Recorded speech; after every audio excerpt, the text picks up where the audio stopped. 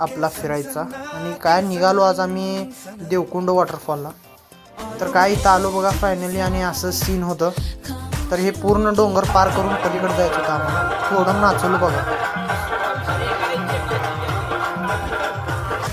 परत नाचून झालं मग मॅगी घेतलो आणि खायलो मॅगी. मग काय आपण तिथनं निघालो सगळं. असं जंगल आहे बघा पूर्ण. आणि हे आपले घरगुती असले पूल बनवलेत बघा. मला टेन्शन आलं ह्यावरनं जाताना तुटलं बिटलं. तर हे असं पूर्ण जंगल पार करत करत करत फायनली आलो इथं आपण वॉटरफॉलला. तर पाऊस फुल झाला होता आणि वॉटरफॉलला पाणी पूर्ण वाढलं होतं बघा. तर लय थकलं बघा. जवळपास 14 किलोमीटर जाऊन आलो आम्ही चालत. तर काय परत निघालो आम्ही पुण्याला फुल कालवा करत आणि पुण्यात आलो बघा फुल ट्रॅक.